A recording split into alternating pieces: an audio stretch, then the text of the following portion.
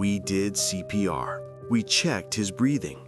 EMTs and police arrived and found 3 children inside a home starving. 1 child was losing consciousness. The woman trusted to care for them suddenly became the center of the investigation. She said she cooked dinner and oatmeal for breakfast. But officers at the scene saw something very different. I go through the disturbing details and the latest developments from this shocking case in Ohio.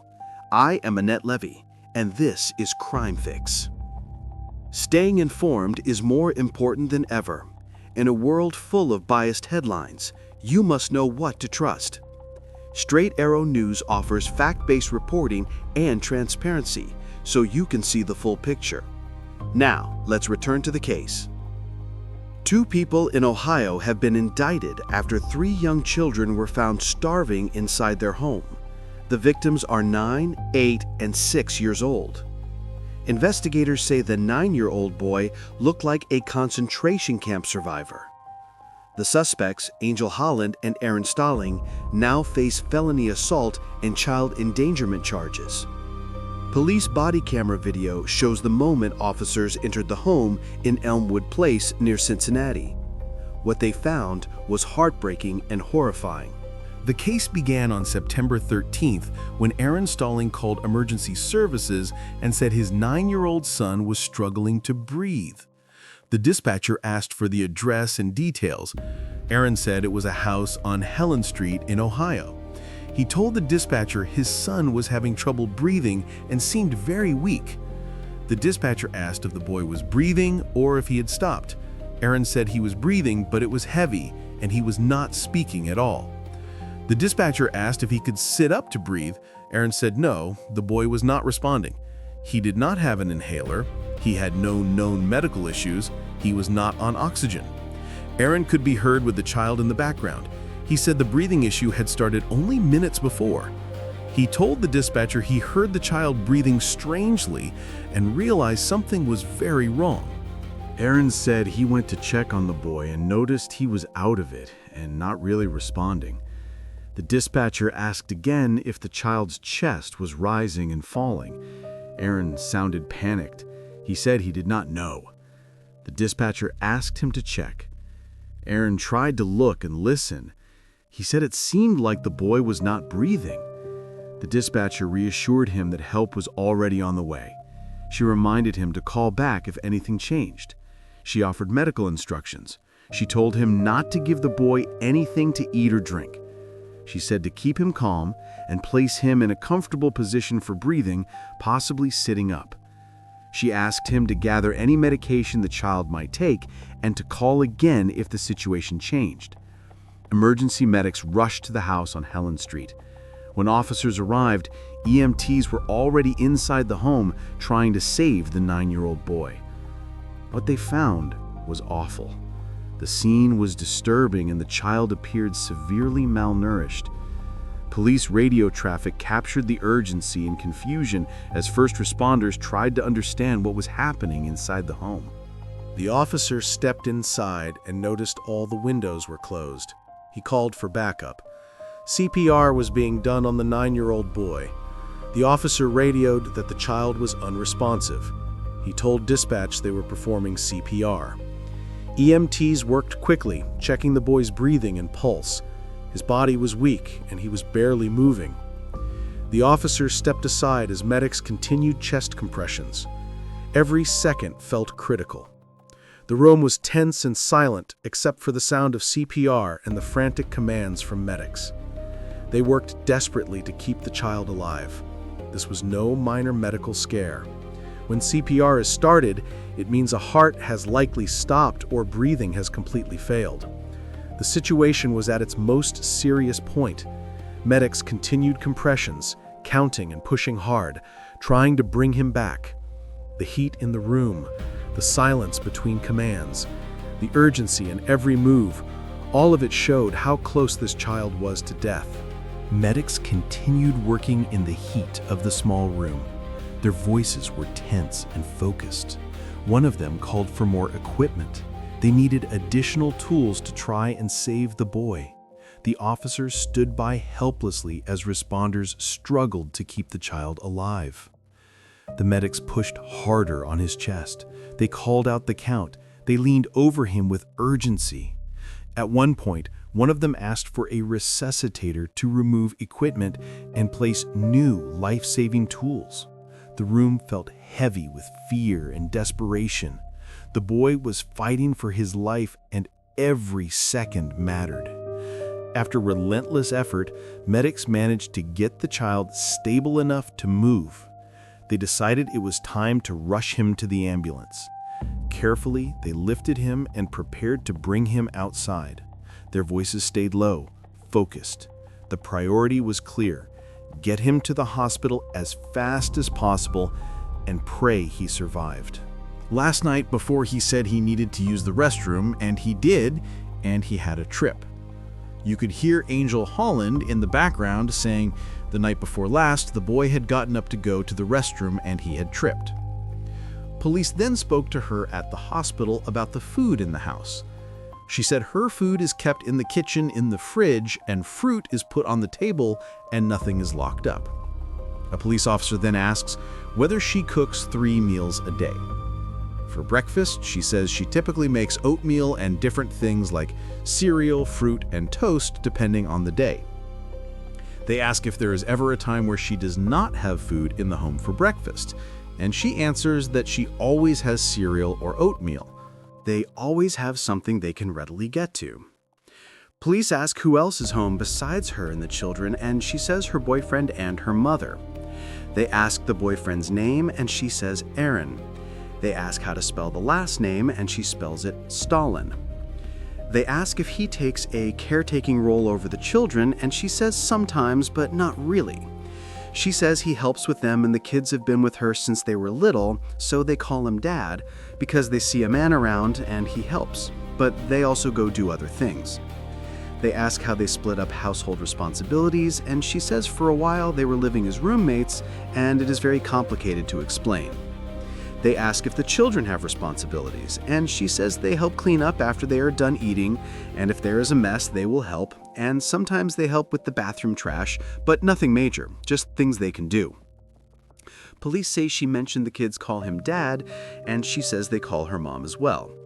They ask what kinds of things anyone does to help out with her children. They ask if she or Aaron have any sort of resources or facilities. A detective says real quick, since he is involved, he has to give Miranda rights.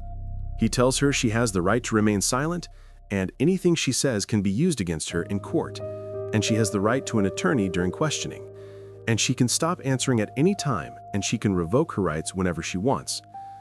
She is told she does not have to answer without legal representation, and if she wants to stop the interview, she can, and if she cannot afford a lawyer, one will be appointed to her if she qualifies. The social worker then tells Angel Holland that if she does not answer their questions, they will take custody of the kids.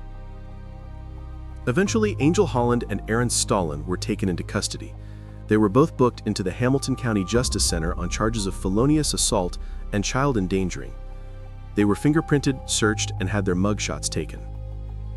An affidavit revealed medical staff determined the 9-year-old was critically ill, with a core temperature below 80 degrees, severe malnourishment, and a weight of 30 pounds. The custodian, Angel Holland, reported having custody of him since 2020 and said he complained of a stomachache a few days earlier, and she admitted no medical care was sought after a recent fall. She said she was preoccupied with another child the day of the incident. A normal body temperature is around 98.6 degrees. The affidavit also details what the detective said Aaron Stalin told them. Also present was Aaron Stalin, Ms. Holland's live-in boyfriend, who admitted hearing the boy having trouble breathing. When told of the boy's condition, he responded that they feed him. Detectives said doctors confirmed the 9-year-old boy was severely malnourished, showed signs of physical abuse, and was still in critical condition days later. The younger siblings, ages 6 and 8, were also malnourished and hospitalized. A search warrant executed at the home resulted in the recovery of multiple items of evidence, including bungee cords, a belt, and soiled towels found inside a vehicle registered to Ms. Holland. A defense attorney based in Cincinnati is brought in to discuss the case, and it could potentially land in his lap. He has handled many types of cases over the years. This is described as a horrific case with body camera footage showing EMTs running into the house and performing CPR on the boy whose breathing is labored and possibly stopped. He is 9 years old and weighs only 30 pounds and looks extremely frail, like a victim of severe neglect. The question becomes what to do with a case like this.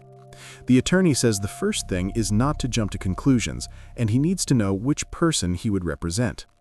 He says he would need to see medical records and notes that some children have medical conditions that prevent them from processing food or proteins properly. He is not saying the child did not need medical treatment earlier, but it is a question whether this qualifies as felonious assault, which means knowingly trying to cause harm, or the more serious level of child endangerment, which involves reckless causing of harm. The attorney says he is interested in possible medical issues as well as state-of-mind issues that come with serious charges.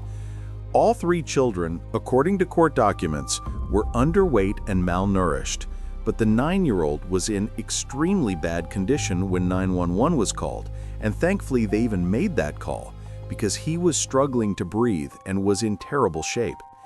It is also understood that the children were not in school, and schools are often the first line of defense that notice when something is wrong, and sadly, many children get most of their food at school. If the kids were not attending school, that is a serious concern. The attorney notes that we do not yet know much about the mother and boyfriend, and he wants to understand where she functions cognitively and mentally, because those could also be factors. He says the images and the story are deeply concerning and nothing bad should ever happen to a child. But he does not want to assume the mother and boyfriend intentionally or knowingly caused harm. There could be recklessness or negligence, or there could be cognitive issues at play, and that is not yet known. He also notes that Angel was the custodian. She was the custodial mother, and the kids called her mom, but they were not her biological children, she just had custody of them. She did have a biological child in the house, and she is not accused of mistreating or harming that biological child, which is an important distinction. The prosecution will likely argue that she did not harm her own biological child, but is accused of harming the children she had custody of. That is a difficult fact for the defense. If there is unequal treatment between the children, that is a big problem for any defense attorney. From what is known, Angel Holland appeared to be the primary caregiver, and her boyfriend was also in the home and charged because he lived there and acted as a father figure. The children called him Dad because he was in the house and filled that role even if not biologically related. He still had responsibility to ensure the children were not starving or living in an abusive environment. That will be another challenge for the prosecutors because there is a difference between being a legal guardian appointed by the courts and simply being a boyfriend living in the home. It is still unclear how often he was there and other details that could matter. The attorney explains that just because the kids called him Dad does not automatically place the same legal obligation on him that the mother has. There are situations in law where someone directly commits a crime and another person merely permits it to happen, and that distinction could apply here. The boyfriend may not have the same level of legal responsibility unless it can be proven he acted in place of a parent, which is the legal concept of in loco parentis. The prosecutor would need to prove he was fulfilling the role of a parent through his actions, not just by being called Dad. It is noted that in the 911 call, he referred to the boy as his son, but the attorney says that still does not automatically establish legal responsibility. The prosecution will have to show how often he was present, what his involvement was, and whether he acted as a true guardian. Angel's role is more straightforward because she was the legal guardian on paper. The attorney says proving the boyfriend was acting as a parent will be more challenging. The host remarks that it appears they were living as a family unit, and it is a horrific situation, and thankfully the children were removed from the home. The host also notes that Angel and Aaron looked like they were eating and taking care of themselves while the kids suffered.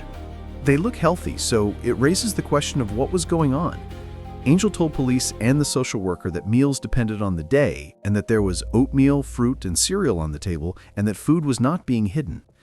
Kids have to eat, and they are growing, so investigators will likely speak to medical experts and also the 9-year-old about what meals were like and whether food was restricted or refused. These things still need to be investigated and developed.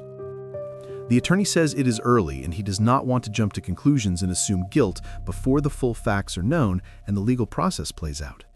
They are innocent until proven guilty and have the same rights as anyone charged with a crime. The attorney thanks the host, and the host then introduces remarks from forensic psychiatrist Dr. Daniel Bober, who explains that there are over 500,000 child maltreatment victims in the United States each year, and neglect is the most common form, defined as failing to provide for a child's basic needs. Abuse is an act of commission, while neglect is an act of omission. He says this case is one of the most horrific he has seen. Angel Holland and Aaron Stalin are being held on charges as they await trial, and a benefit was held to help the children, and their condition is reported to be improving. The host concludes the episode of Crime Fix and thanks viewers for watching.